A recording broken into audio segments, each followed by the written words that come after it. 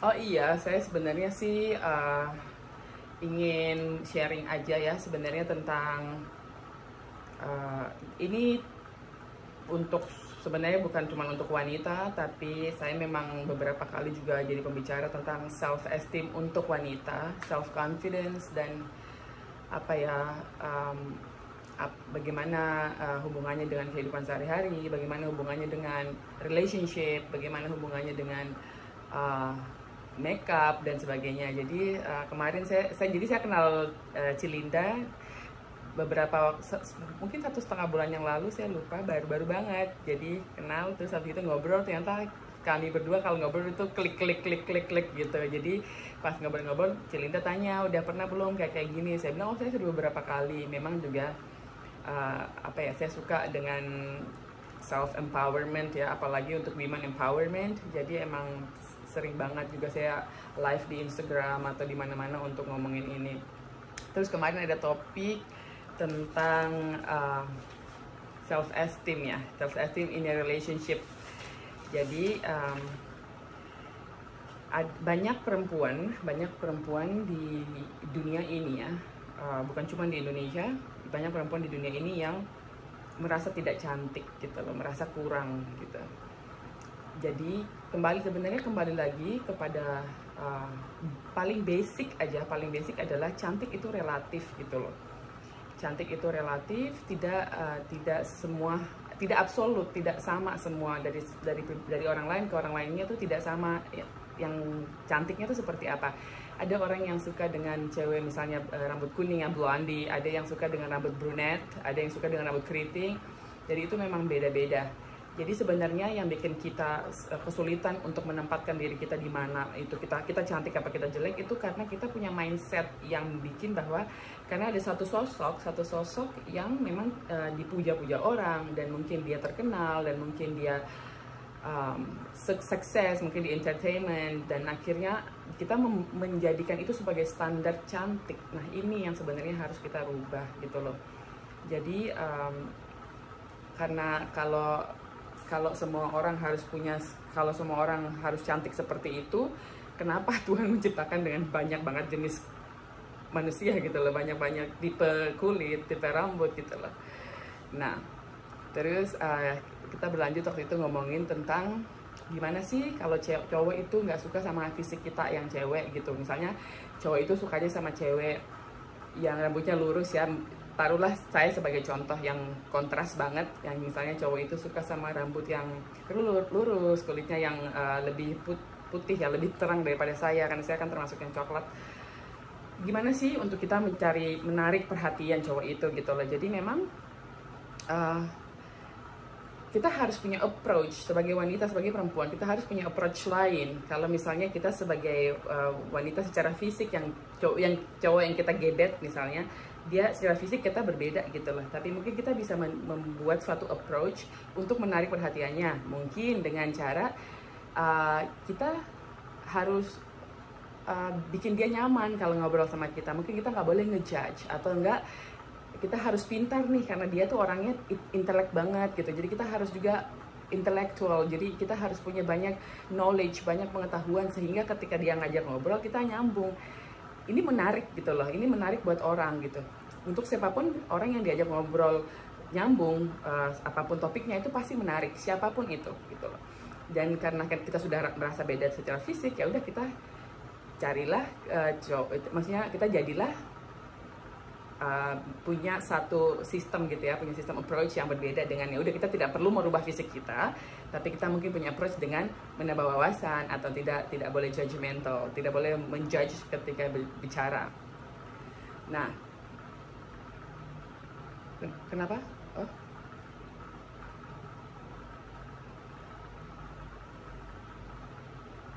Oh, sorry.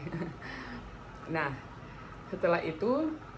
setelah itu juga, tapi ingat bahwa kalau kita bukan tipikal cewek yang dicari sama cowok ini misalnya, tapi kita nggak perlu berubah menjadi cewek yang dia pengen, tapi kita juga jangan lupa bahwa cowok itu kaum yang visual gitu loh.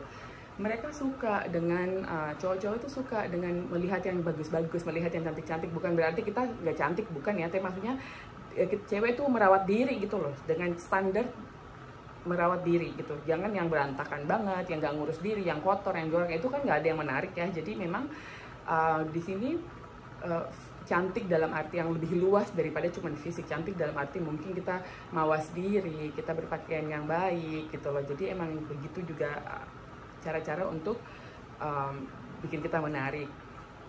Kemudian banyak orang yang cantik secara fisik tapi juga tidak punya self esteem gitu loh. Tidak punya self confidence. Self esteem dan self confidence ini adalah dua hal yang berbeda. Jadi begini, kalau self confidence itu lebih kepada kemampuan kita melakukan sesuatu. Kita tuh tidak percaya diri melakukan sesuatu. Misalnya taruhlah kita belajar bawa mobil, terus kita ini sebenarnya udah bisa, tapi kita ini ragu-ragu sama diri kita sendiri. Nah ini kurang self confidence, kurang percaya diri gitu, percaya diri untuk melakukan itu. Jadi tidak sama dengan self esteem. Kalau self esteem itu berarti itu pandangan secara luas, secara umum tentang diri kita gitu loh. Apa yang kita lihat dari diri kita dengan apa yang kita mau, kayak kita maksudnya kita keluarkan ya, show off gitu bagaimana gitu, itu self esteem. Jadi tidak sama.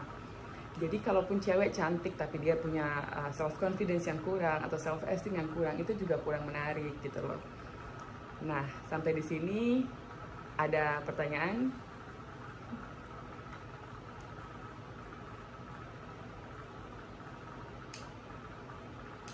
Oh, oke. Sudah ya, berarti lanjut aja ya, oke.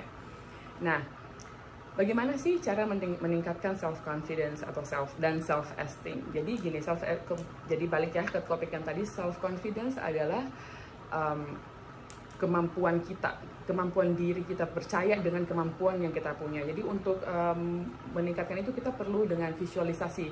Kita nih maunya dalam 5 tahun ini kita mau ngapain sih gitu. Dalam 5 tahun apa sih yang kita mau raih? Dalam 2 tahun ke depan kita harus ngapain? Kita harus visualisasikan dulu mimpi kita nih apa. Kita mau jadi seperti apa gitu. Tujuan hidup kita nih bagaimana gitu.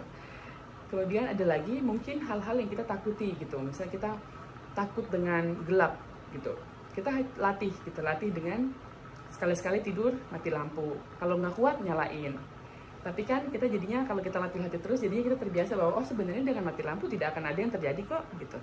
Jadi akhirnya kita lebih oh yaudah nggak apa-apa. Jadi emang harus dilatih. Percaya diri dan self confidence sama self esteem ini harus dilatih gitu loh.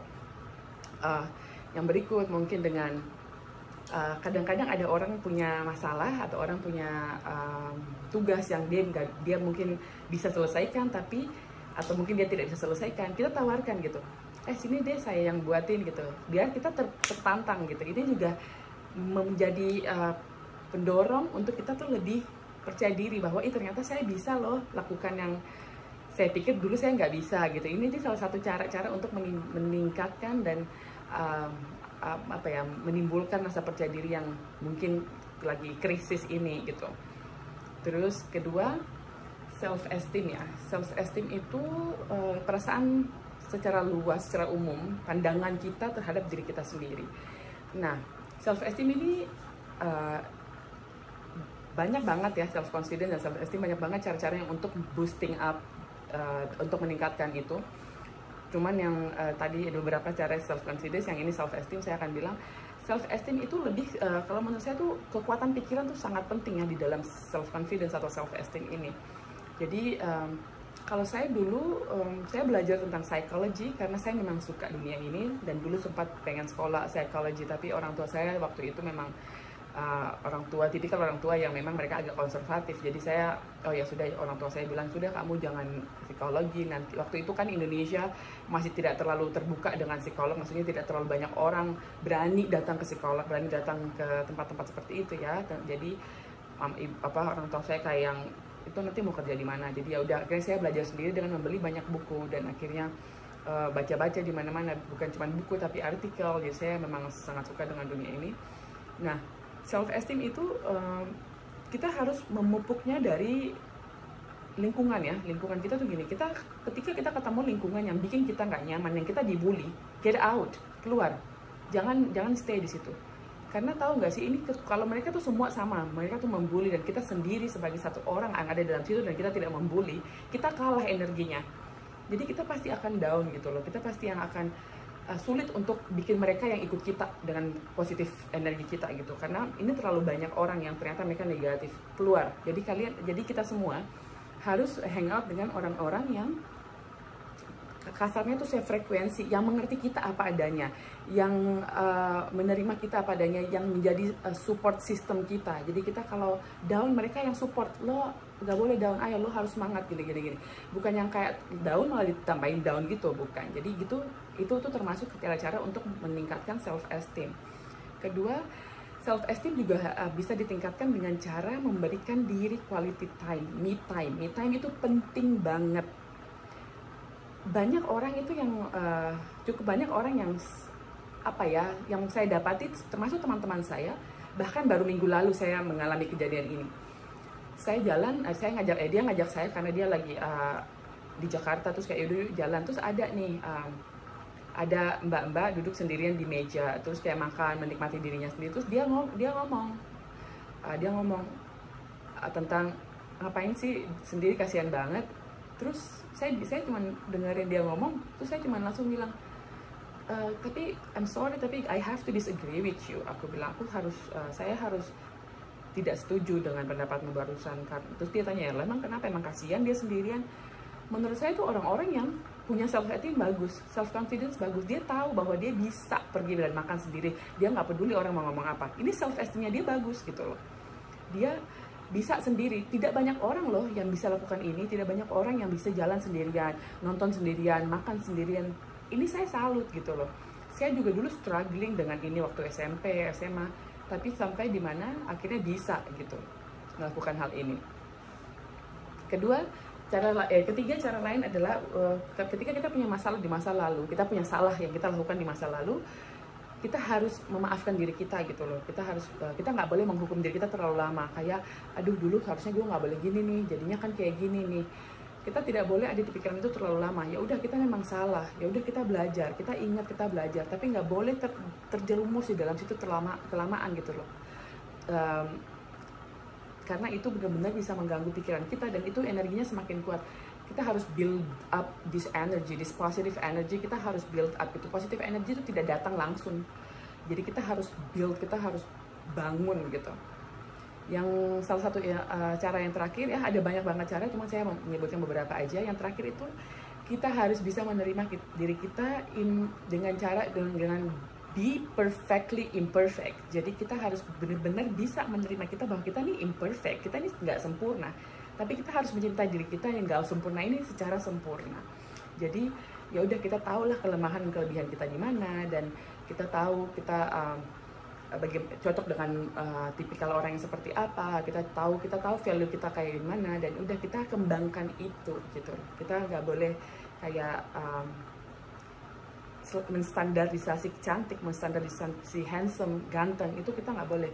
Harus kita tahu bahwa kita berbeda atau kita memang tidak sama. Ya udah, Tuhan punya alasan kok kenapa dia menciptakan banyak banget orang dengan ciri-ciri yang berbeda gitu loh. Terus untuk meningkatkan semua ini ya, untuk meningkatkan self confidence dan self esteem ini juga salah satu cara yang paling penting yang menurut saya orang juga mungkin lupa, bahwa kebahagiaan itu kita tidak bisa dapat dari pasangan atau dari teman atau dari orang lain gitu loh.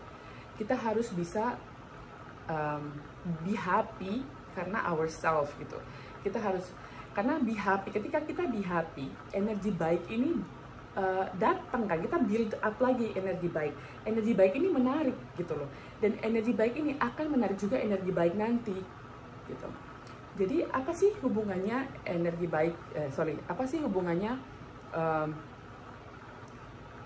self esteem atau self confidence sama kita putus nanti, kayak kita ngomongin tentang hubungannya. Kita sekarang masuk ke dalam hubungan yang saya sama Cici waktu itu ngobrol. Apa sih sebenarnya yang mempengaruhi self esteem sama hubungan gitu? Teman-teman pernah duduk dan berpikir begini tidak? Kenapa sih saat kita punya pacar, kita ada yang nembak nih, kita jadian, tiba-tiba banyak banget orang yang datang suka sama kita gitu. Kenapa sih pas putus kok malah nggak ada yang deketin gitu? Karena itu alasannya yang tadi paling besar itu, karena kita nggak happy. Ketika kita putus, kita tuh nggak happy, kita tuh sedih, kita tuh murung, kita tuh emosi, kita tuh marah gitu loh. Ini kan energinya negatif gitu. Karena energi ini negatif, makanya kita tidak menarik yang baik. Kita menariknya tuh ya udah untuk yang negatif gitu. Tapi ketika kita pas jadian sama orang, kita kan lagi happy-happynya, kita lagi senang-senangnya gitu. Dan ini energinya positif banget, makanya kita menarik juga orang-orang untuk tertarik kepada kita. Gak ada orang yang suka sama orang murung, gak ada orang yang suka sama orang yang pemarah, yang sedih, yang mukanya gak senyum. Gak ada. Jadi energi itu sangat-sangat penting ya, itu kuat banget. Jadi kita harus, dan itu tuh tidak bisa sekali doang kita lakukan, kita harus latih terus-menerus untuk bangun energi. Hari ini kita lakukan sampai di sini, bertahap aja, nggak bisa langsung kan, jadi bertahap. Nanti besok kita naikin. Tapi kalau mungkin besoknya kita masih ada mood down, ada sedih, atau lagi capek di kerjaan, nggak apa-apa. Manusia itu tidak setiap hari kan ada dalam kondisi yang maksimal, jadi nggak apa-apa. Tapi kita harus keluar dari mood jelek ini. Kita harus melatihkan diri kita untuk positive thinking, positive mood, positive attitude, positive vibes. Kita harus lakukan itu. Terus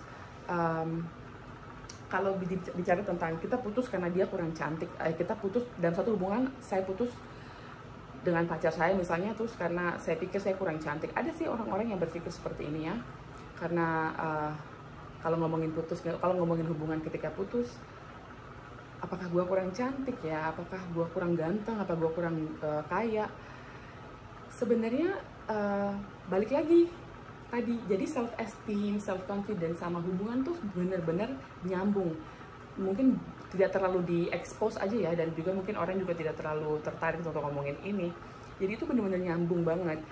Kalau kita putus nih, kalau misalnya dia pukul kita ya, misalnya cowoknya mukul ceweknya, atau ceweknya kasar terhadap cowoknya, atau cowoknya putus, kangen itu pasti ya, kita akan kangen. Kangen ini kan karena kebiasaan yang hilang ya. Jadi kita biasanya bangun tidur di telepon, tiba-tiba kita nggak di telepon, kita akan kangen, merasa kehilangan.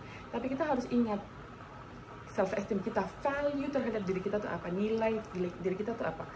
Enggak, saya putus karena dia, karena alasan yang baik, karena dia kasar, karena dia main tangan gitu. Jadi ini nih satu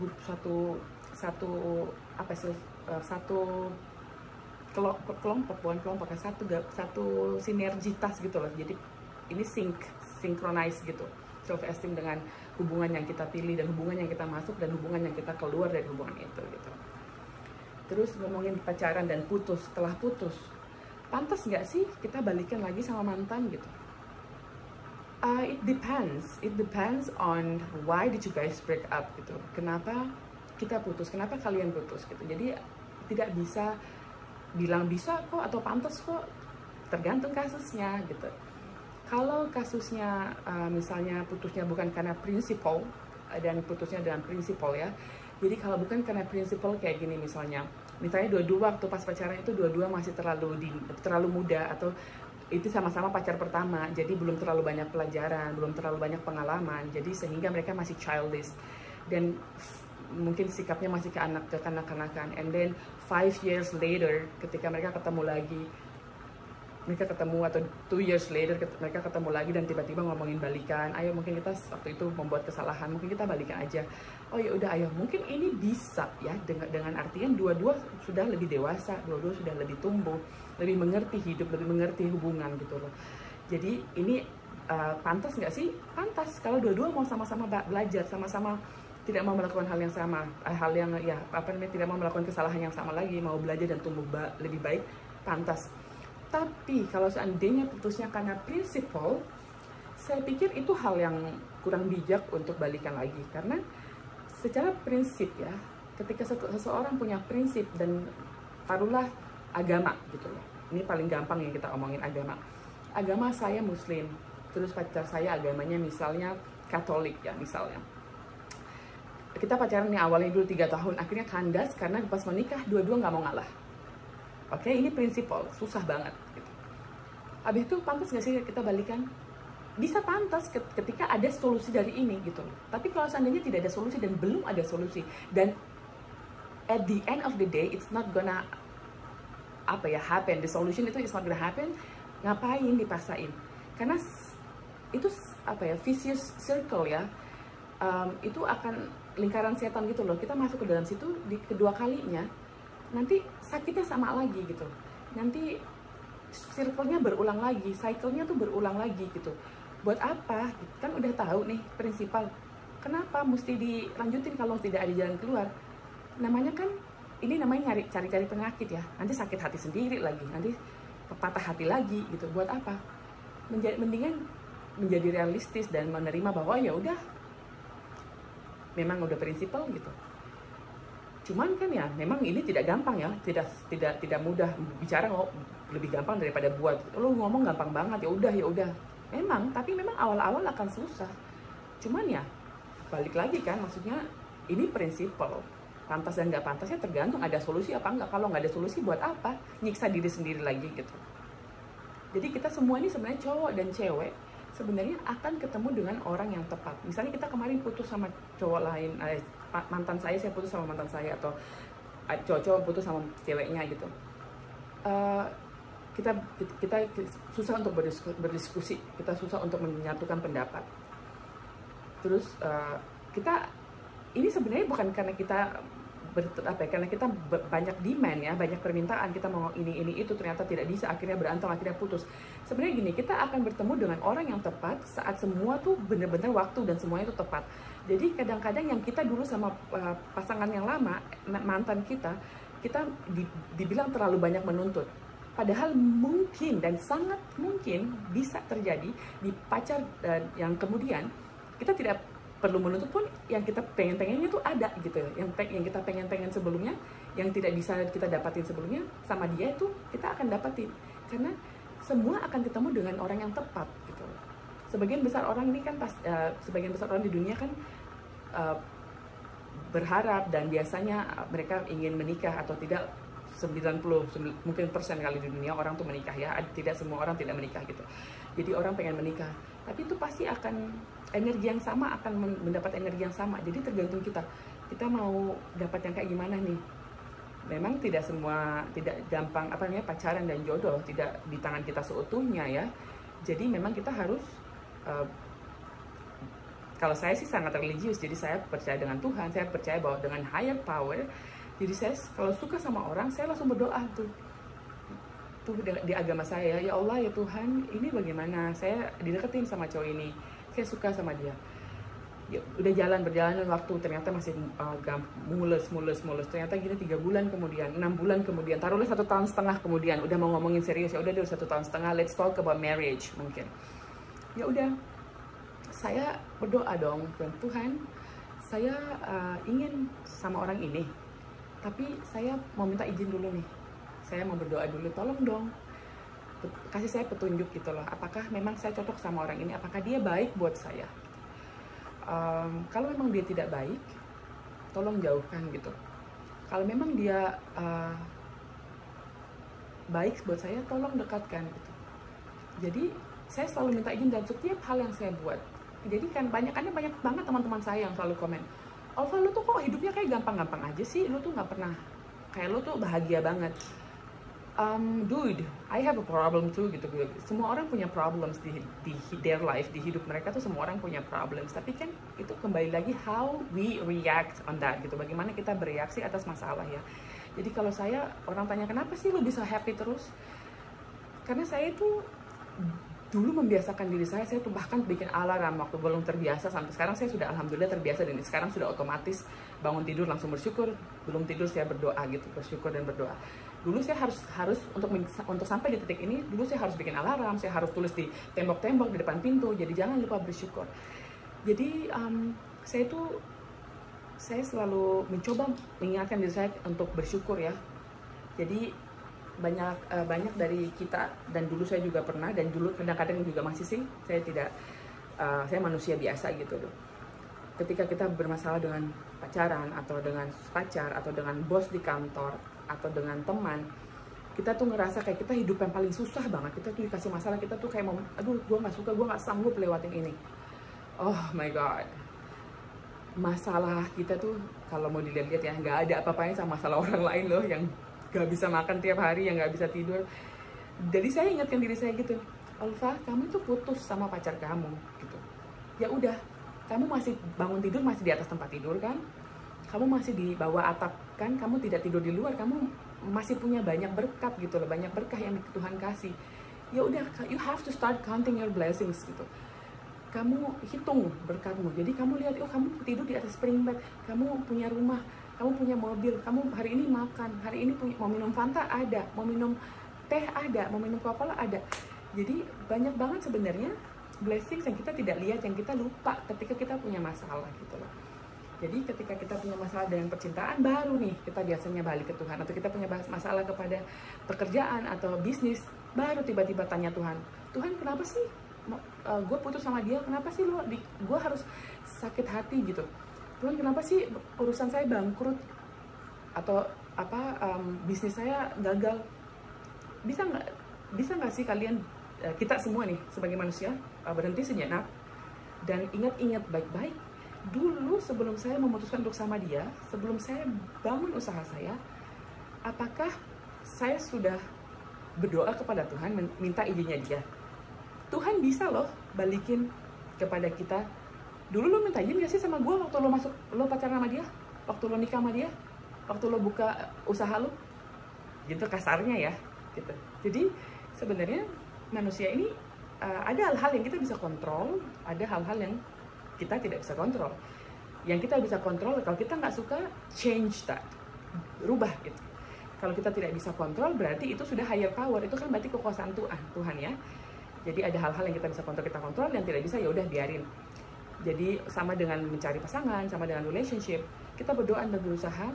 Ketika sudah jalanin 2 tahun, 3 tahun, 7 tahun, terus mau menikah, kita minta doa, Tuhan kalau baik, dia baik buat saya, dekatkan. Kalau jauh, kalau jelek, jauhkan. Kalau buruk buat saya, jauhkan. Tapi kita harus siap ya, Tuhan mau bilang apa. Tiba-tiba Tuhan kasih petunjuk, nih pacar lo yang 7 tahun lo udah pacaran sama dia, tiba-tiba dia selingkuh. Ini berarti petunjuk ya. Jadi kita harus siap menerima petunjuk Tuhan. Oh ya Tuhan, berarti cowok ini dia tidak baik buat saya. Oh ya udah, kalau gitu izinkan saya mengakhiri ini, dan tolong bimbing saya untuk hubungan ke depan, misalnya seperti itu. Jadi kalau orang ada yang bilang jodoh itu seutuhnya di tangan Tuhan, saya harus disagree with that. Saya harus tidak setuju, karena begini, kita manusia harus berusaha ya, kita membuka diri, membuka hati gitu. Ada yang kenalan, kita terima baik-baik gitu. Nanti kalau tidak cocok ya udah nggak apa-apa, tapi kita berusaha aja. Bukan Tuhan kasih langsung, Olfa ini jodoh kamu namanya Aditya gitu, enggak. Kita kenalan sama orang-orang, kita dekatkan diri ke banyak lingkungan, banyak teman, itu juga termasuk usaha. Tapi kalau kita tidak ketemu, ya udah, nanti juga Tuhan pertemukan kita saat yang kita tidak harapkan gitu. Jadi we have to do our best ya, kita harus melakukan yang terbaik sebelum melepaskan sisanya kepada Tuhan. Tuhan yang hasilnya tuh kasih ke Tuhan. Jadi ikhlas aja, jalani hidup bersyukur dan ikhlas tuh pasti bahagia gitu loh. Oke. Ci, tadi gue lihat lo tulis itu di mana gue bisa bacanya, Ci?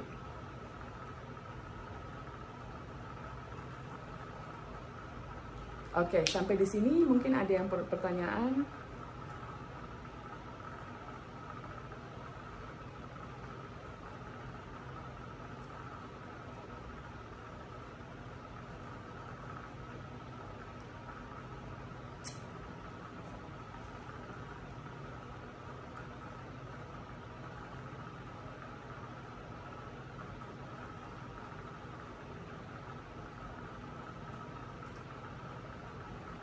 Ya, kedengeran. Ya. Mungkin ya.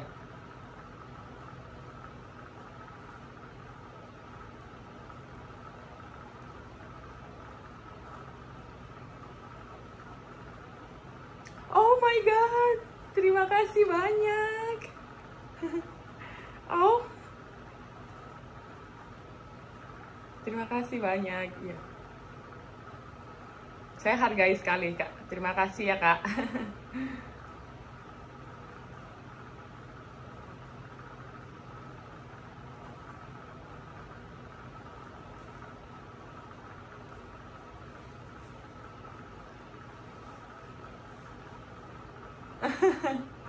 Iya, iya.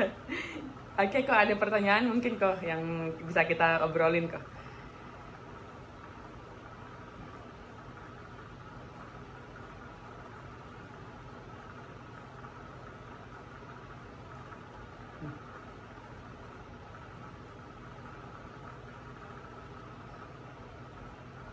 Hmm. Um, oh, itu pertanyaannya itu. Oke. Ya, begini ya kok, um, saya juga pernah punya hubungan yang benar-benar pasangan saya waktu itu sangat childish. Jadi saya tuh capek mental karena saya rasa saya udah umur segini gitu. Saya udah, tapi saya maksudnya saya waktu itu saya akhirnya akhiri hubungan saya karena saya rasa ini terlalu SMP lah gitu. Cuman begini, childish kelakuan orang, pikiran orang, cara ngomong orang, cara pandang orang, semua orang di dunia ini tuh punya basis kenapa dia sampai kayak gitu gitu. Jadi yang kita harus tahu, yang kita harus pelajari itu kita tanya atau kita cari-cari tahu, ajak dia bicara sampai kita benar-benar menemukan bahwa oh sebenarnya ini dia mungkin childish karena dia mungkin terlalu dimanja di keluarganya. Mungkin dia tuh tidak bisa di keluarganya tuh semua, mungkin dia anak tunggal, mungkin apapun yang dia mau dikasih gitu. Mungkin tidak ada orang yang bisa menyalahkan dia di keluarganya. Mungkin karena dia betul-betul solo di keluarganya, didengerin gitu. Mungkin gitu. Atau mungkin juga atau mungkin juga memang orangnya childish aja ya, mungkin emang childish aja, mungkin dalam arti walaupun dia punya keluarga 5 saudara atau 3 saudara tapi dia tetap childish. Jadi gini, balik lagi kok, jadi pertanyaan saya akan bertanya kepada Koko gini, kalau semuanya sudah baik tapi dia childish, apakah Koko bisa sabar dengan kelakuan childishnya ini ketika Koko misalnya memutuskan untuk menikah dengan dia gitu? Apakah ini tidak akan jadi masalah kepada Koko gitu? Kalau Koko sabar, kalau Koko bisa merasa kayak oh saya bisa handle, I can handle this. Ini berarti ya udah, berarti Koko jalanin pelan-pelan sambil dikasih tahu. Misalnya satu ketika dia kalau marah tiba-tiba dia ngilang nih seminggu. Ini kan childish ya gitu. Ini kan orang dewasa nggak bikin gini. Orang dewasa tuh kalau ada masalah kita ngomongin baik-baik. Halo? Iya. Iya, dia ngilang. Misalnya tiba-tiba dia ngilang berhari-hari.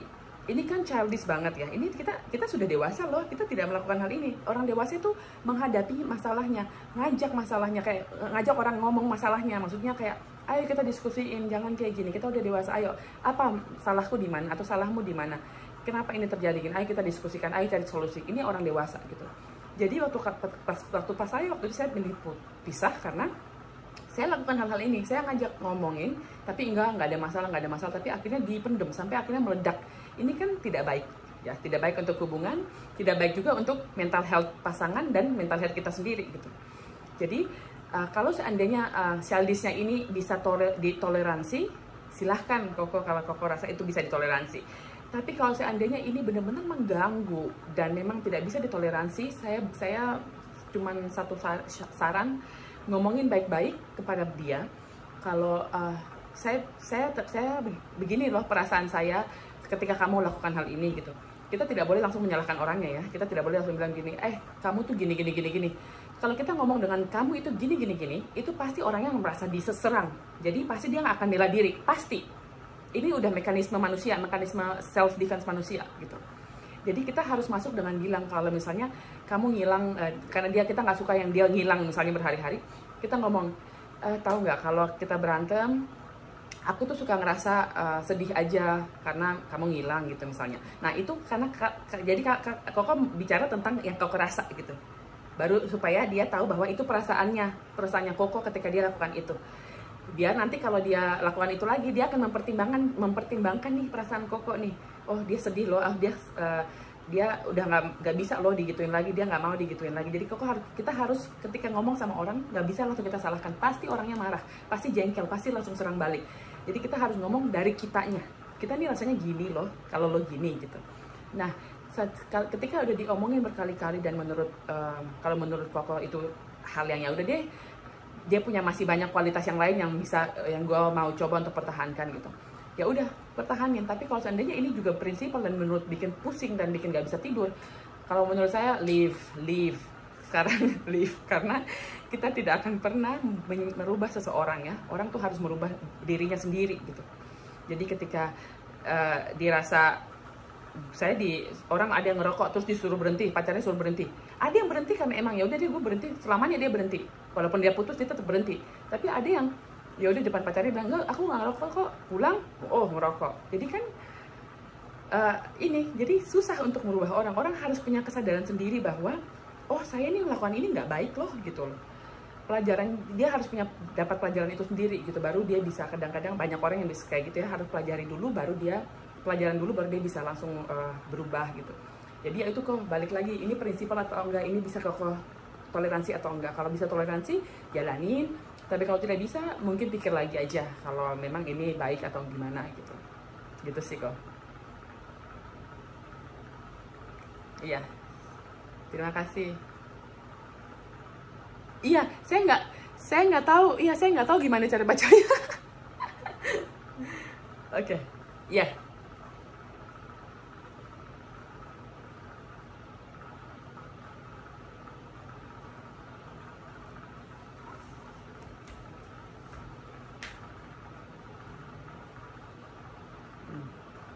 Hmm.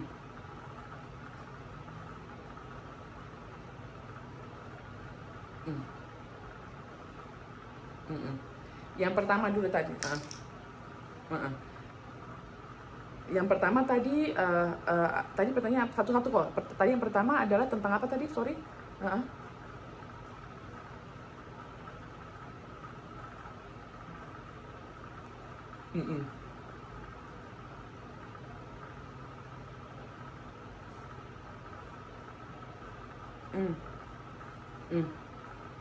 Ya, oke. Jadi begini ya, menerima kita mau diterima apa adanya, tapi kita juga tidak mau menerima orang apa adanya dalam arti tidak punya apa-apa. Begini ya, kalau saya berpikir seperti ini, kalau untuk saya pribadi ya, saya itu tipikal yang kalau pasangan tidak punya apa-apa tapi dua-duanya mau berusaha bareng dari nol untuk bangun their empire, rumah mereka, kerjaan mereka, itu menurut saya suka gitu. Ayo sama-sama lakukan ini. Tapi kalau seandainya saya sekolah nih, saya sekolah di sekolah baik, saya kerjaan baik, saya punya rumah sendiri, saya punya mobil sendiri, saya udah punya PT sendiri misalnya, terus tiba-tiba dapat cowok yang misalnya dia dulu nggak sekolah, nggak S1 pun nggak gitu, mungkin dia penjual, taruhlah penjual pakaian gitu, dia masih merintis tapi dia mau bekerja, mau berusaha. Kalau menurut saya ini saya nggak apa-apa, karena dia emang punya misi dan visi hidup gitu loh. Dia tahu kalau dia harus bekerja untuk cari duit, dia tahu kalau dia harus kerja keras gitu. Jadi selama orang ini punya kemauan untuk bekerja, untuk mencari bukan cuma bekerja ya, berusaha untuk meraih goalnya, mimpi-mimpi hidupnya, tidak apa-apa. Kalau menurut saya open gitu loh, saya welcome, I will welcome this person. Tapi kalau seandainya udah nggak punya apa-apa, tapi dan kita misalnya punya kita punya apa-apa ya, kita punya harta, kita punya sekolah, kita punya pendidikan dan sebagainya, terus dia nggak punya apa-apa tapi dia juga nggak mau berusaha, ini nggak usah. Ini maksudnya you need to live, karena gini ya, bed itu bukan matre atau itu bukan apa-apa, bukan. Karena kita harus memantaskan diri kita untuk hal-hal baik gitu loh. Kita harus memantaskan diri kita untuk mendapat hal-hal baik. Jadi ketika kita pacarannya sama pemabok yang suka mukul, yang suka apa, terus kita menerima aja nggak apa-apa. Ini kita memantaskan diri untuk dipukul gitu loh. Kita memantaskan diri untuk ditonjok, dikerasin. Kita jangan gitu. Kita harus memantaskan diri untuk hal-hal baik. Jadi mencari cowok yang mapan atau mencari cewek yang juga mapan, yang juga punya kerjaan, bukan berarti kita ini terlalu demanding, terlalu memilih, bukan. Tapi kita tahu what we have on the table, apa yang kita punya gitu loh. Jadi apa yang kita miliki, nilai apa, value diri kita punya semua, kita punya self value gitu loh. Kita tahu apa yang kita pantas dapat, apa yang kita tidak pantas dapat. Jadi jangan pikirin orang bilang lo maunya orang yang kerja karena lo matre, jangan, nggak usah pikirin. kita nggak perlu jelaskan kepada semua orang kok, seluruh dunia, orang yang tahu kita yang terbaik, orang the best people that we are friends with, mereka tahu kita tuh kenapa pilih pasangan ini gitu.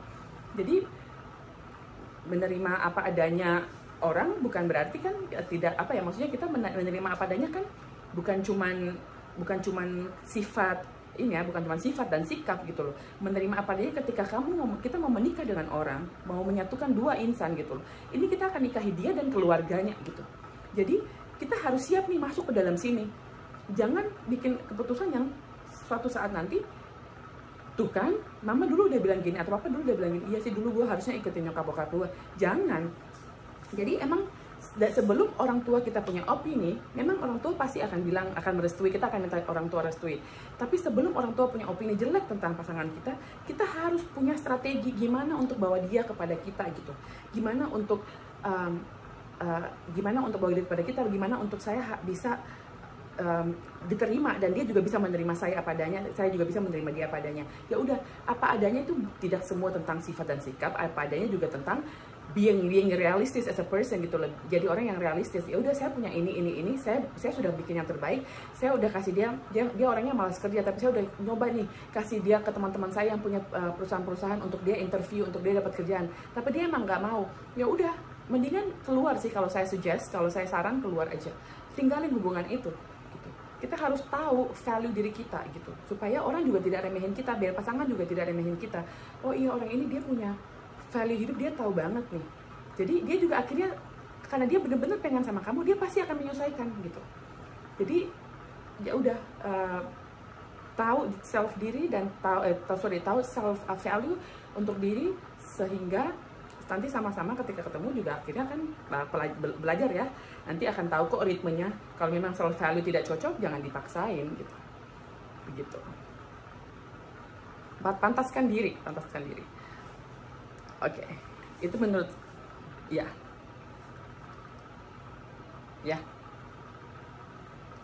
Hmm.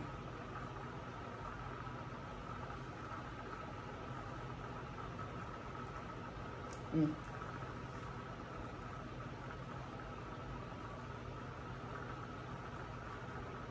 Oh ya, nggak apa-apa. Iya.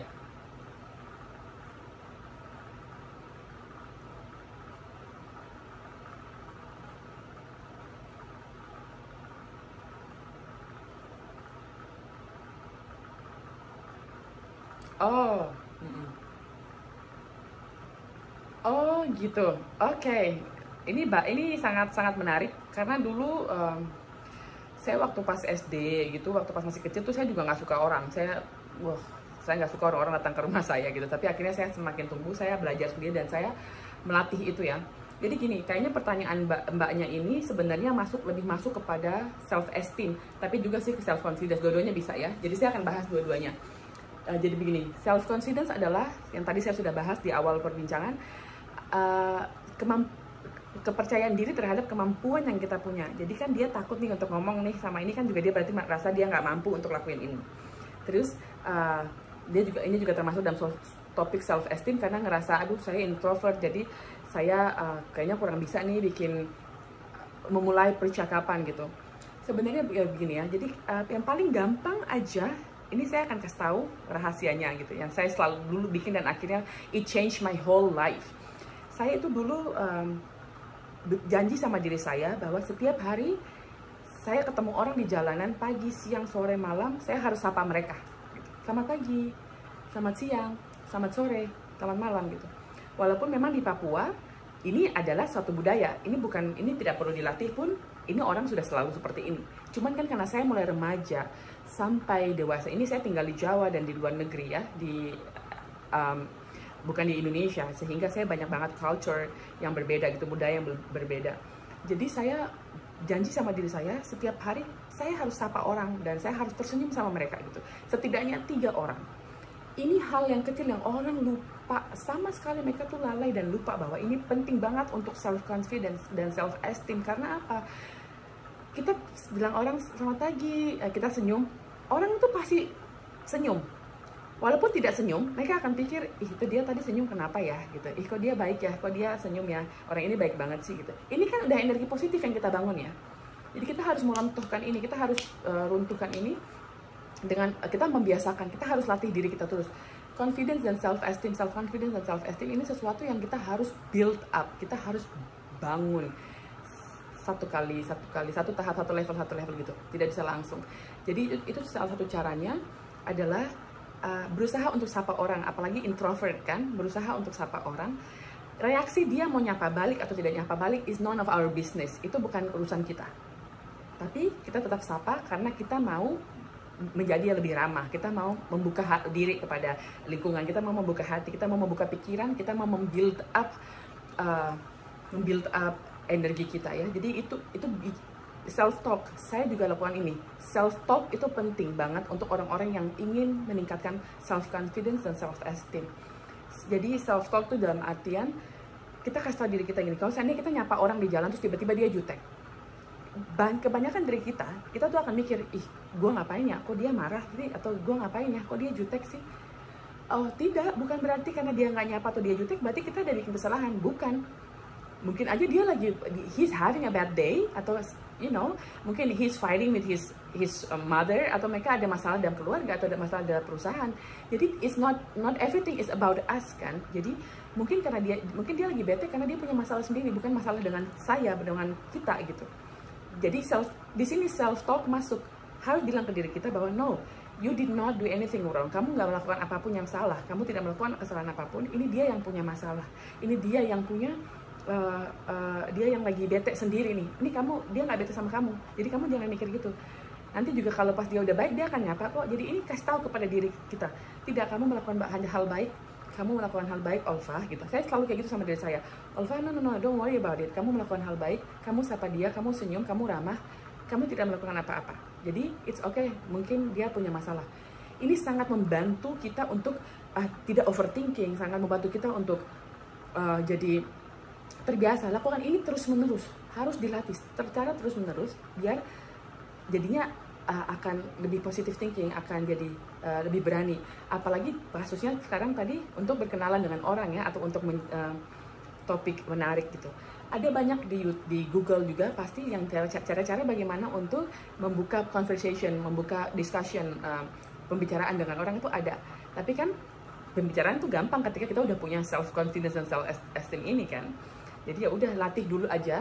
Gimana sih untuk jadi confidence-nya meningkat atau self esteem-nya meningkat tuh gimana? Pertama ya, kita harus kasih tahu kepada diri kita bahwa kita mampu, you can do it. Kasih tahu setiap hari, kamu bisa. Kedua, ini lucu tapi mungkin orang lain akan menilai ini it's okay, that person is crazy, tapi jangan pusingin, karena lihat ke kaca terus talk to yourself gitu. Dan bilang kepada dirimu bahwa Olfa, atau let's say Linda atau Koko, siapa tadi, you are enough gitu. Bilang kepada diri kita bahwa kamu tuh sudah cukup, tidak ada yang perlu diubah, tidak ada yang perlu bikin kamu jadi orang lain kok. No, kamu cantik, kamu cakep, kamu pandai the way you are. Kamu perfectly imperfect, kamu tidak sempurna, tapi kamu harus sayang sama dirimu gitu. Nah, ini terus yang senyum tadi tuh, yang tadi saya bilang kita biasakan senyum ini tuh bener-bener akan tahu nih orang ini mau tidak kita ajak ngomong gitu. Jadi ketika kita senyum dan dia senyum balik, ya udah tanya aja gitu. Mungkin mulai conversation-nya dengan yang kayak hi, I don't know how to saya bagaimana bahasa Indonesia, kayak you know, hi what's your name gitu, kayak gimana, hi nama kamu siapa gitu. Terus habis itu baru tanya, oh yaudah saya dari tadi, saya dari sini, saya kerja di sini, kamu kerja di mana. Jadi ada chit chat atau small talks, ada panduannya juga kayaknya pasti di Google atau di YouTube itu pasti ada. Jadi pelajari juga chit chat ini dengan apa nih, small talks. Yang kita pelajari small talks itu seperti apa, kamu dari mana, asalnya, namanya siapa, ini small talks ya. Nanti dengan berjalannya waktu kita akan terasa nih, ini 2 menit bercakap, 2-3 menit bercakap, kita akan merasa nih perlu dilanjutin apa tidak nih, udah akan terasa nih 5 menit pertama tuh kita sudah bisa tahu bahwa percakapan ini akan terus atau tidak gitu. Karena energinya kan pasti kelihatan ya, kalau dia tidak pengen diajak ngobrol, pasti dia sudah mengeluarkan energi itu gitu.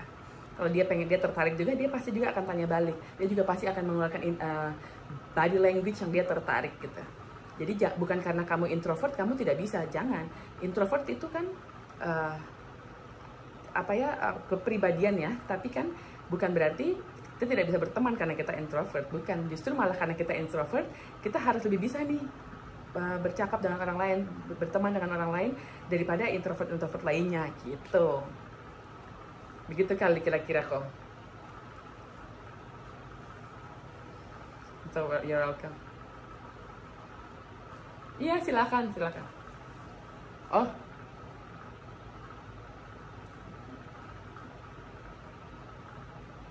iya, saya sih bebas. Gimana Cici Linda? Iya, oh iya. Iya. Hmm.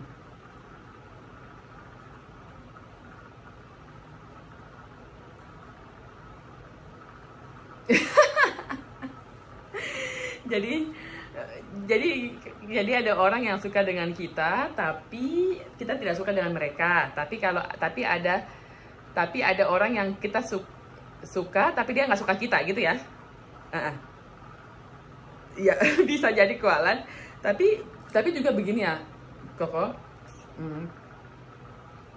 Jadi kalau yang tadi saya pernah bahas, saya tadi sempat bahas tentang kenapa sih pas kita putus tuh banyak kan orang nggak ada yang deketin gitu. Kenapa sih pas kita pacar, pas lagi baru jadian aja, tiba-tiba mantan datang gitu, tiba-tiba teman sekelas bilang gue suka sama lu dari dulu gitu. Karena ini energi tadi ya. Jadi begini, kita kan berhak merasakan suka, tertarik, sayang, cinta. Ini semua kan, semua feeling, semua perasaan yang kita punya kan ini kita berhak ya, itu valid ini. Every feelings that you have are valid. Mau sedih, mau marah, mau suka, mau semuanya tuh valid aja gitu. Jadi kita tertarik nih sama orang ini. Pertama mungkin karena dia pintar, pertama karena dia tampan atau dia cantik. Terus kan, tapi dia juga punya hak untuk suka dan kita atau tidak kan gitu. Cuman saat kita suka dan dia tidak suka sama kita, ya udah cari tahu nih dia sukanya itu yang kayak gimana sih gitu. Ya udah, kalau dia sukanya memang ternyata sama tipikal cewek yang cuek gitu, atau tipikal cewek yang diam, yang cool, nggak pernah banyak ngomong, atau tipikal cewek yang rambutnya beda sama kita misalnya. Udah, kan dia udah punya standar nih, gue suka yang kayak gini. Berarti ya udah, kayak yang tadi saya pernah sampaikan juga di awal, kita cari approach lain yang bikin kita tuh menarik di mata cowok, terutama sih gebetan kita tadi ya. Ya udah, mungkin kita kayak karena dia nganggap kita teman, ya udah kita berarti masuknya lebih santai dong karena dia nganggap kita teman gitu. Ya udah kayak jalan yuk atau gimana, ya udah, terus bikin dia melihat hal-hal yang dulu dia nggak pernah lihat gitu. Misalnya ngobrolin hal-hal serius, atau ngobrolin, atau kamu jadi orang yang orang yang menjadi dirimu sendiri dan kamu betul-betul biasa aja, kamu nyaman, kamu ajak dia ngomong, masa lalu sama keluarga lu kemarin gimana misalnya. Pokoknya didengerin, tidak ada orang yang tidak suka didengarkan gitu loh. Jadi coba dia pasang telinga untuk mendengarkan gitu, biarin dia ngomong, terus bikin dia nyaman. Ini juga salah satu approach yang kita bisa pakai untuk menarik perhatian lawan kita, pasangan kita. Yang kedua, kita tidak suka tapi dia suka gitu. Ada orang yang percaya bahwa cinta itu akan tumbuh dengan sendirinya gitu. Ada orang yang percaya bahwa gue ketemu dia, gue langsung suka, gue langsung tertarik, gue langsung pengen gitu. Oh ya udah, ada beda-beda ya. Tapi misalnya kalau kamu rasa bahwa kamu tidak suka sama dia, ini alasannya apa gitu? Alasannya apa? Karena physically, atau alasannya karena mungkin tidak ada kerjaan atau apa? Jadi pokoknya semua itu kembali lagi ya, kembali kepada prinsipal atau tidak prinsipal. Jadi kita tuh menolak orang dan tidak suka sama orang itu pasti ada banyak alasan kan, ada prinsipal dan tidak prinsipal. Kita menerima orang pun ada banyak alasan, prinsipal dan tidak prinsipal. Jadi ketika ada orang yang suka sama kita, misalnya karena kita nggak suka sama dia cuman karena dia bukan laki-laki yang kita suka gitu, misalnya, padahal dia tuh baik, padahal dia itu kerjaannya mapan, padahal dia itu juga sudah siap untuk menikah misalnya. Kalau ini kan jadinya kita judgmental ya, kita tidak mau membuka diri gitu. Kalau saran saya, kalau seandainya alasannya bukan prinsipal, dicoba dulu. Karena kita tidak pernah tahu isi dari suatu buku dengan melihat covernya doang gitu. Coba jalanin dulu. Kalau memang 1 bulan, 2 bulan, 3 bulan mungkin memang tidak ada kecocokan atau memang tidak ada ketertarikan, tidak ada api-api cinta berarti memang mungkin tidak gitu. Tapi kalau memang ternyata tiba-tiba kamu suka, berarti kan bagus kan? Karena kadang-kadang kita terlalu menjudge orang, kita akhirnya tidak melihat apa yang bisa kita lihat. Kita akhirnya terlalu menginginkan yang beriming-iming yang tinggi-tinggi. Kita tuh tidak lihat gajah di pelupuk mata gitu loh. Kadang-kadang pengen yang jauh-jauh, ternyata yang di pelupuk mata kita tuh nggak lihat kan. Jadi give them a chance. Kalau memang dia suka sama kamu tapi kamu tidak suka sama dia, lihat toh alasannya tuh prinsipal atau tidak. Kalau tidak, coba give them a chance. Mungkin they will change your world, who knows gitu. Gitu kok kayaknya.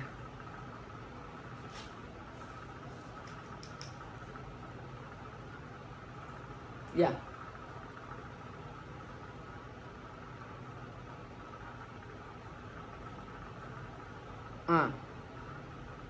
Ya. Nah,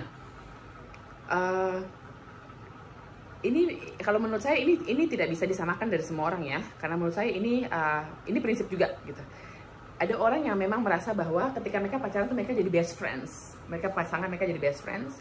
Ada orang yang merasa bahwa dia pacar saya, dia bukan sahabat saya. Saya tipikal yang seperti itu. Saya tipikal yang dia pacar, dia bukan suami. Jadi kalau saya sih mikirnya kalau tidak semua hal perlu diceritakan karena kita belum menikah kan. Orang yang menikah aja bisa cerai, apalagi orang yang masih pacaran gitu. Saya juga bukan suuzon, bukan berpikir buruk dia akan menceritakan aib keluarga saya ke mereka, ke siapapun. Tapi bukan seperti itu. Tapi maksud saya ada batas-batas buat saya pribadi, ada batas-batas yang perlu saya bilang dan yang tidak perlu saya bilang. Karena bagaimana kalau suatu saat nanti kita putus gitu. Dia sudah terlalu tahu banyak tentang hidup saya nggak mau. Saya tuh begitu ya, jadi saya memang membatasi. Cuman terserah lagi, ini prinsipal. Apa siapapun yang asalkan kita tuh nyaman, kita tuh happy aja, kita nyaman aja, mau cerita silahkan.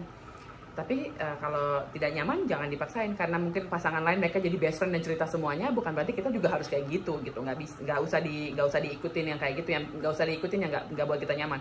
Lakukan segala sesuatu buat kita nyaman. Kalau kamu nyaman bahwa hubungan kamu bisa cerita kepada pasangan, silahkan. Terus kalau kamu tidak nyaman, tidak usah. Udah, itu aja kok.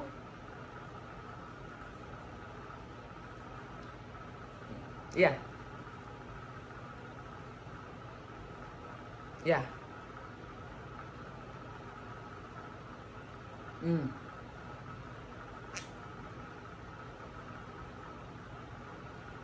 itu, ya. Ya, jadi begini ya, ada perubahan mood swings ya, namanya mood swings, berubah mood.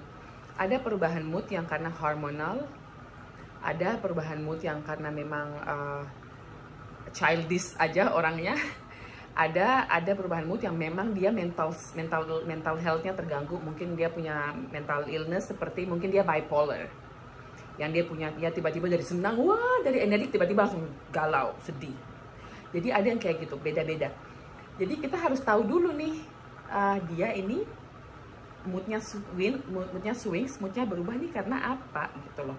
Apakah karena dia mungkin dulu waktu pas dia kecil mungkin dia tidak punya kasih sayang dari keluarga, jadi dia tuh kayak ngerasa selalu dibully, atau ngerasa kayak kurang kasih sayang, jadi dia tuh pengen perhatian. Ada kan orang yang mood swings karena pengen diperhatiin aja. Ada juga orang yang mood swings karena mungkin dia lagi mau perempuan ya, atau juga ya perempuan pada umumnya mungkin mau datang bulan. Ada juga orang yang mood swings karena mungkin dia lagi capek banget, dia lagi ngantuk banget, dia lagi banyak pikiran, lagi stres, tiba-tiba kamu annoying. Kita tuh annoying secara tidak sengaja, atau kita emang sengaja ngisengin dia dan dia akhirnya kayak aduh, lo dari tadi tiba-tiba happy, tiba-tiba jengkel, mungkin seperti itu. Tapi yang paling bahaya itu yang terakhir ini, yang bipolar ini. Jadi kalau bipolar berarti dia ini punya sakit gitu, sakit mental, jadi harus disembuhkan. Nah ini disarankan bukan cuma diomongin baik-baik, tapi juga diajak ke psikiater gitu. Kalau yang lain sih saya rasa bisa ya diomongin baik-baik. Ya udah, kalau kamu nggak suka sama dia yang mood swings, kamu bilang saya nggak bisa diginiin ya. Kita harus sebagai manusia ya, sebagai orang dalam satu pasangan, sebagai pasangan yang maksudnya significant other. Jadi dua orang dalam satu pasangan, yang sebagai orang satunya dan sebagai orang satunya, kita harus punya batas-batas yang bisa dilangkahin dan bisa tidak dilangkahin gitu. Jadi ketika ada hal-hal yang bisa kita toleransi, kita biarin, tapi ada hal-hal yang nggak bisa, kita bicara. Harus bicara, karena pasangan kita tuh tidak tahu pasangan kita tuh tidak tahu bahwa apa yang ada di pikirannya dia tuh pasangan kita tidak tahu. Kita kan bukan, kita tidak bisa membaca pikiran gitu, kita bukan Tuhan. Jadi kamu harus kasih tahu, kamu harus komunikasikan gitu. Jadi kayak kalau kamu jengkel kenapa, bilang. Kalau kamu gimana-gimana, jadi harus dikomunikasikan biar tahu dasar apa, basicnya apa ya. Jadi, kalau bipolar ya udah ke dokter, kalau tidak ya ngomongin baik-baik. Ya udah, saya nih nggak suka banget diginiin, saya tadi baik-baik kok, kita ceria-ceria, tiba-tiba kamu mood swings. Kalau kamu kayak gini lagi, kayaknya kita break dulu deh, atau enggak kayaknya kita nggak bisa lanjut deh. Ya udah, ngomong apa deh, pokoknya yang menunjukkan bahwa you cannot do that to me anymore. Kayak ya udah, gue nggak bisa diginiin gitu. Punya standar, punya basis standar. Kalau ada hal-hal yang bisa lo langgar, ada hal-hal yang nggak bisa dilanggar gitu.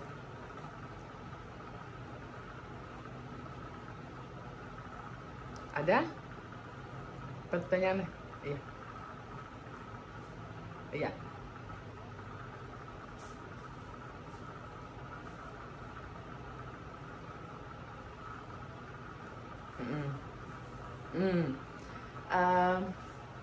Orang yang introvert itu bisa cerita sama orang yang dia percaya banget atau tidak. Mungkin juga dia juga bahkan gak cerita sama orang-orang ya, introvert. Cuman memang butuh kesabaran yang lebih untuk dengan orang yang introvert. Cuman begini ya, kalau menurut saya introvert dan tidak introvertnya seseorang itu bukan menjadi alasan dimana kita untuk tidak bisa berkembang dalam arti mengembangkan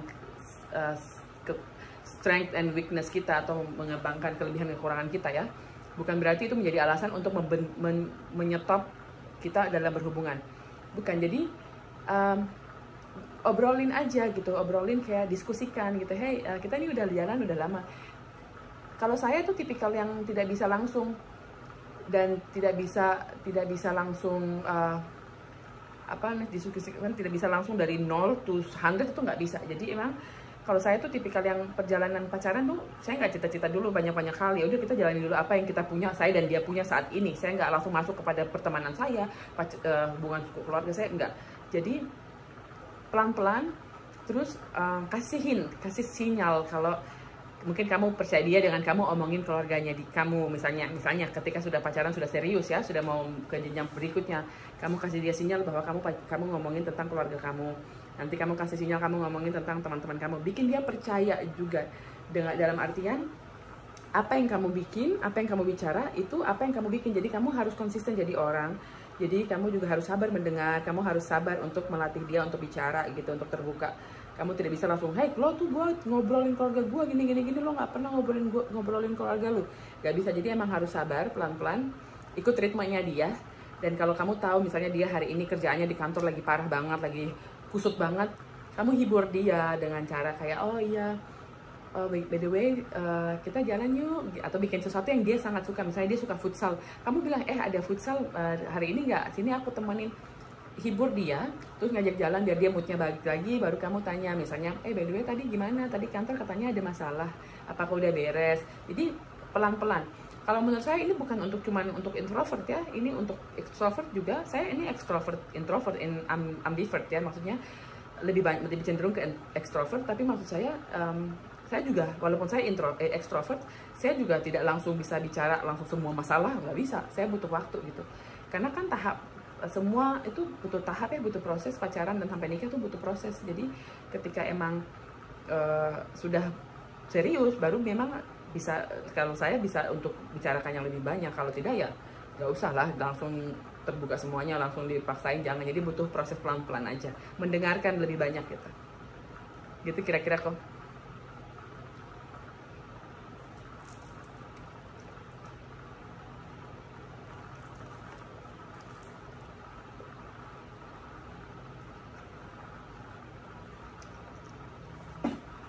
Sensitif ini dalam artian negatif atau sensitif maksudnya sensitif apa, tukang tersinggung atau gimana?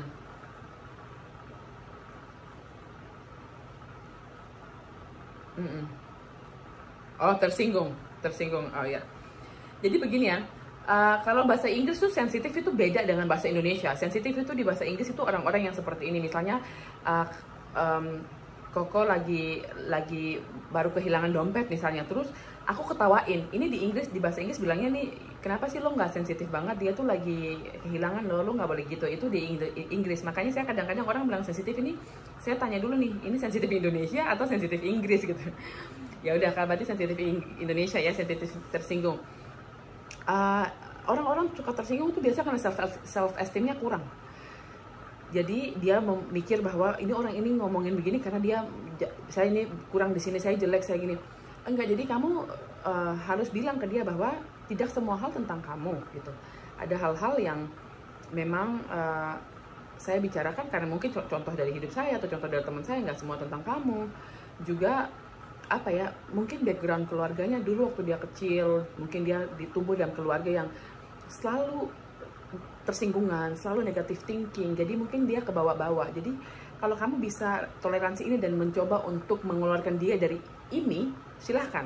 Tapi kalau memang ini prinsipal, menurut kamu ini terlalu banyak kerjaan, it's too much work, ini gua nggak sanggup, gua akan gila nih ngadepin kayak gini, kamu nggak harus maksain diri kamu. Ya udah, mungkin memang tidak, it's not working out aja, mungkin memang hubungannya tidak berhasil. Kalau mau lanjutinnya terserah kamu, gimana kamu rasanya ini. Apakah saya bisa handle in the future, untuk masa depan saya bisa handle atau tidak. Kalau saya tidak bisa handle, ada banyak ikan di laut sih. Kalau nggak bisa handle, kalau bisa handle ya terusin, kalau nggak ya kayaknya jangan deh gitu. Karena orang tersinggungan itu benar-benar bikin capek ya. Kita harus jelasin, bukan sayang, bukan kamu, bukan gini. Aduh my god, it's so last year. Kita ini bukan anak SMP, bukan anak SD, kita ini udah dewasa, harusnya lebih dewasa gitu kan. Jadi tergantung kamu bisa handle apa enggak. Kalau kamu bisa handle, silahkan diterusin. Kalau saya tidak bisa, karena saya sampai di titik dimana saya selalu berpositive thinking. Jadi ketika ada negative thinking, saya ngerasa oh no, kamu tidak bisa bikin saya untuk ikut kamu. Antara kamu mau jadi ikut saya untuk kita sama-sama positive thinking, atau kamu tetap negative thinking dan saya tetap positive thinking, kita tidak usah disatukan gitu. Itu kalau saya. Sudah. Yes. Ya.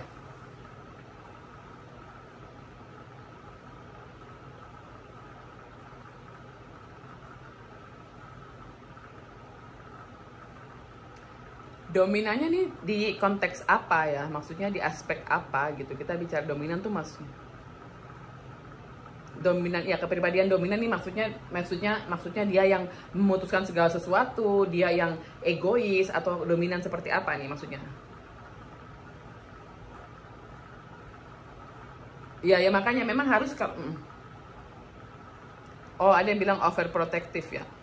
Overprotective itu iya sih termasuk dalam sikap yang agak berlebihan, berarti kan memang lebih dominan ya.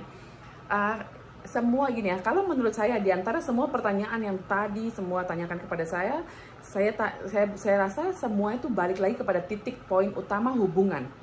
Hubungan itu didasarkan oleh yang paling penting menurut saya tuh bukan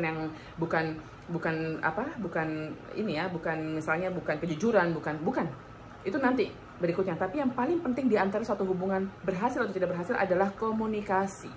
Semua hubungan sampai kapanpun berjalan pasti komunikasinya baik, pasti semuanya baik-baik, maksudnya apapun dikomunikasikan. Jadi kalau seandainya dia dominan, kamu bicara ke dia, kalau saya rasa kalau kamu begini, saya rasa begini gitu.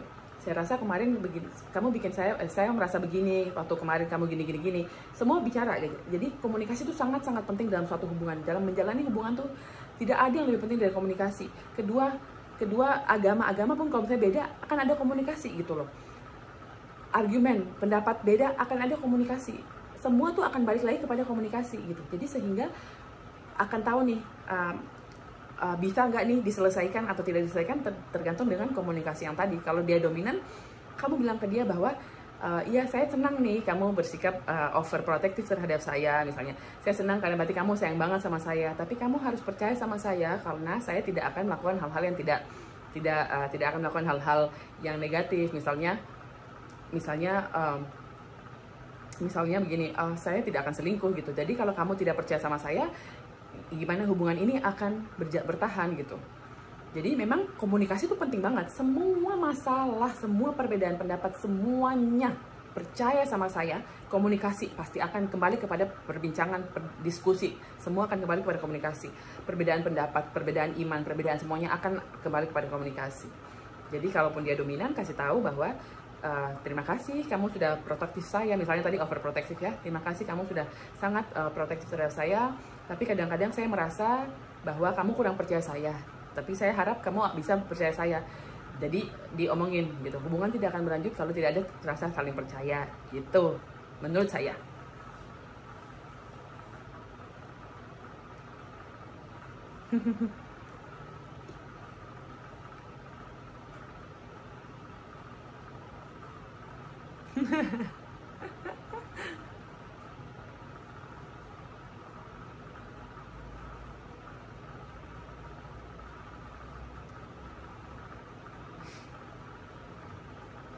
Terima kasih Cici.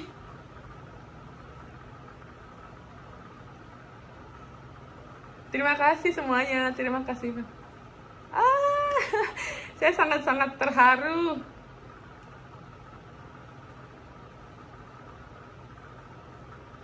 Kenapa? Soalnya putus-putus. Iya.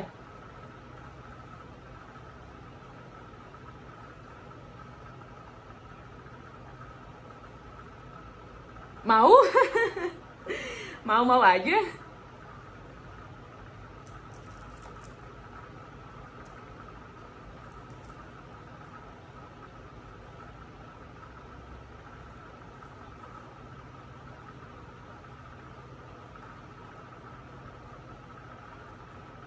Ya. Ya.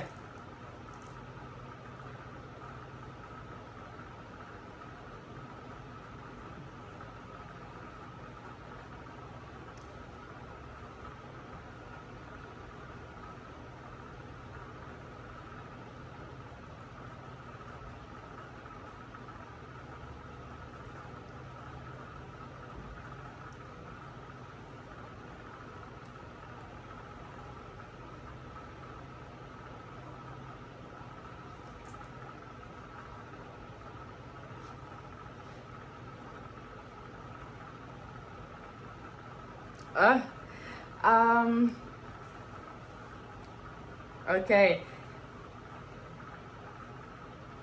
Iya, suaranya patah-patah. Kayaknya dari punya Cici deh, Cici Linda. Suaranya apa? Itunya kayaknya gangguan deh, colokannya.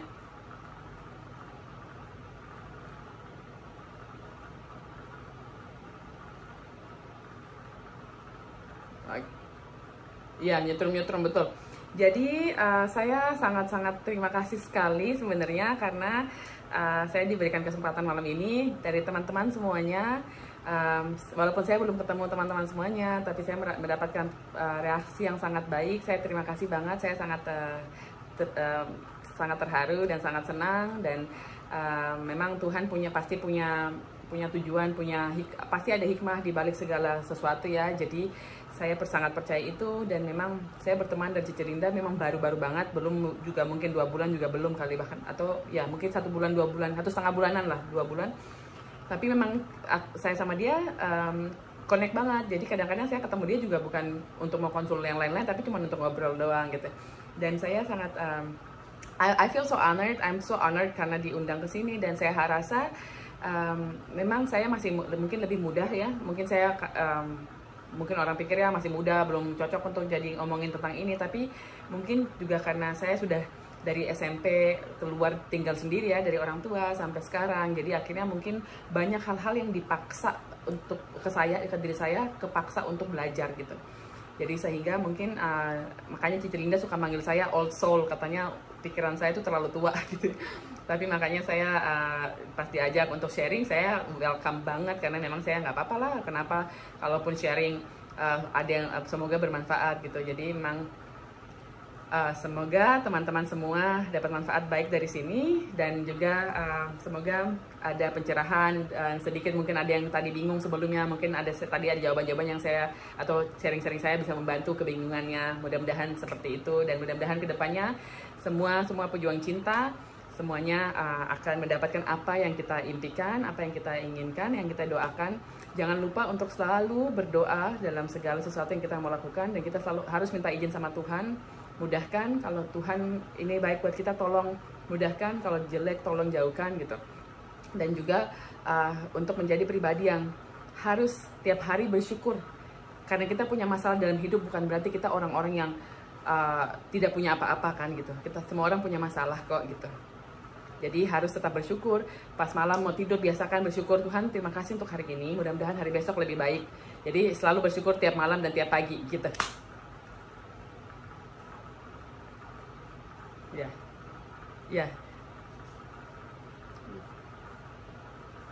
Saya umur 30, baru 30, baru banget, baru 30. Iya, iya.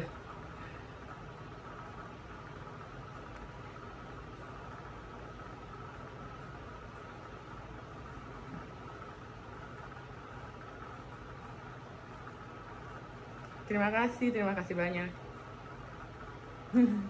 Iya, iya sama-sama Koko, sama semuanya, iya.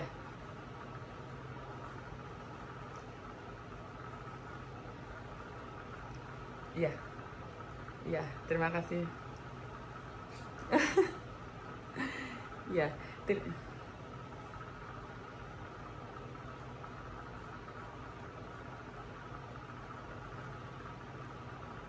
boleh.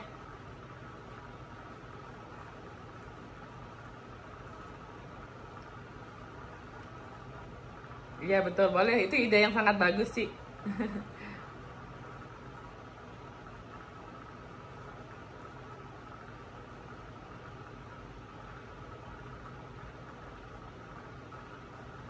Sudah.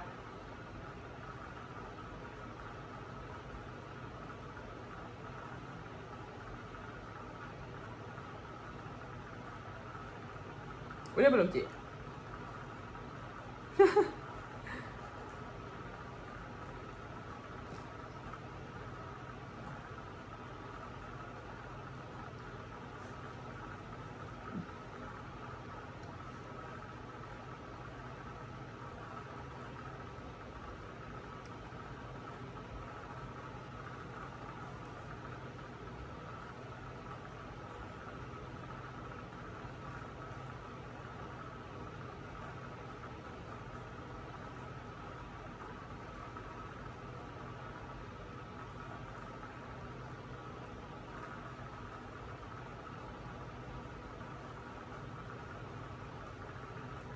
Terima kasih banyak atas waktunya teman-teman semuanya. Terima kasih.